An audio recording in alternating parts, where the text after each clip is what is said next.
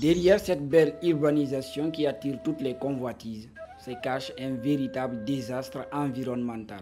L'action de l'homme contre la faune et la flore s'opère sous les regards de tous. Après la disparition de certains cours d'eau, plusieurs autres sont véritablement menacés. Un phénomène qui, depuis un certain temps, interpelle la mairie de la baie. Il faut reconnaître que le constat est vraiment alarmant. Notre environnement est en train de se dégrader progressivement. Et à ce rythme-là, si nous ne faisons pas attention, si nous ne prenons pas nos responsabilités à tous les niveaux, nous serons dans une commune invivable dans 10 ans, 15 ans et plus tard 20 ans. Elhadj Mamadou Sellou Diallo, défenseur de la nature, décrit l'état des cours d'eau et des caniveaux devenir une destination finale pour les ordures. Il prédit un danger à ciel ouvert avec les déchets non biodégradables qui sont d'ailleurs lésions. La gestion des ordures produites ça et là dans les ménages, c'est le chaos. Les caniveaux servent de cimetière aux ordures, les cours d'eau sont envahis par les immondices et les gadous de ville et tout ce que vous pouvez imaginer. Et dans ça, si on pouvait assurer une gestion durable de ces ordures, ça nous aurait évité certains défis à relever tels que la pollution. Les matières plastiques, elles ne sont pas biodégradables. Elles restent des années durant, des siècles et des siècles, enchevêtrées dans le sol ou alors éparpillées à la surface du globe. Pour protéger l'écosystème qui subit un grand envahissement par l'homme, les responsables communaux envisagent un certain nombre de mesures. Actuellement, nous pensons très bientôt avoir une solution définitive par rapport à la question de l'environnement, à travers un programme qu'on a décroché avec la société civile et le Club des Amis du Monde, une organisation de la société civile à la baie. Depuis un mois déjà, la commune est sur le terrain pour toucher les réalités environnementales du doigt. On a vu aujourd'hui ce qui prévaut le long des cours d'eau. Donc c'est une élimination totale des arbres qui longent les cours d'eau. Cela doit s'arrêter et on doit trouver une solution. On a constaté qu'il y a des stations de lavage installées par-ci, par-là, le long des cours d'eau. Cela doit s'arrêter. Et la pollution abusive de notre environnement.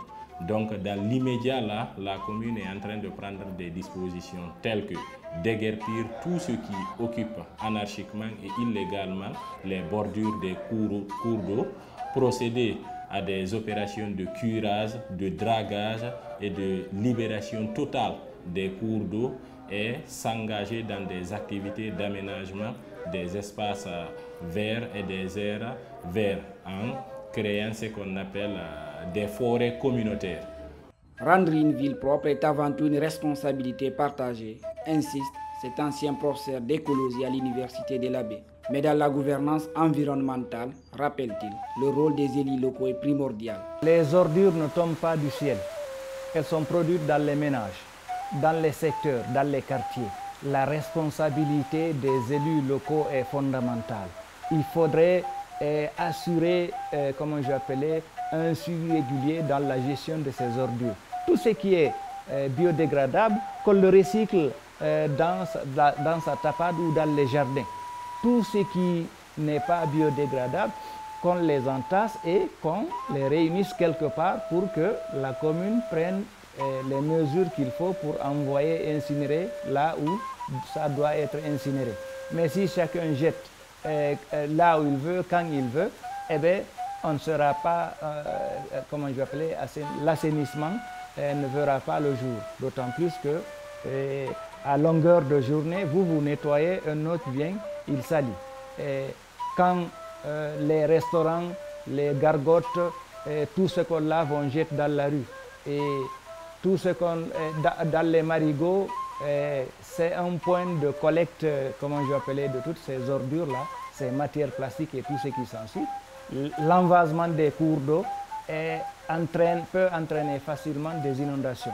C'est des risques énormes. Donc pour les riverains, et les matières plastiques sont consommées par les bêtes en divagation. C'est un risque pour les éleveurs et sans compter maintenant les conséquences climatiques, ce que cela peut entraîner avec le réchauffement climatique. Ce danger pour les générations futures semble avoir interpellé la conscience de certains acteurs de la société civile. L'année dernière, un consortium d'associations et d'ONG ont reboisé le lit d'un cours d'eau situé dans le secteur Boléa, quartier Tatarin. Le long de ce cours d'eau, il y a pas mal de jardins qui sont là, pas mal de cultures. Mais si nous constatons que ce cours d'eau ne fait que disparaître, c'est quelque chose qui a attiré notre attention, dont nous avons jugé nécessaire de venir vraiment travailler là-dessus. La plupart des cours d'eau qui sont loin des habitations survivent. Mais une fois que les gens arrivent près des cours d'eau pour construire et construire de façon anarchique, généralement les cours d'eau disparaissent. Et là, c'est un cours d'eau où la construction n'était pas anarchique. Donc c'était le moment de se lever, planter des arbres et surveiller surtout pour ne pas que les gens viennent construire le long de ce cours d'eau. Un réveil tardif rendra l'Abé comme plusieurs autres localités de la Guinée invivables à cause des actions néfastes contre l'environnement. Les citoyens doivent certes s'engager, mais les dépositaires de la loi publique sont davantage interpellés.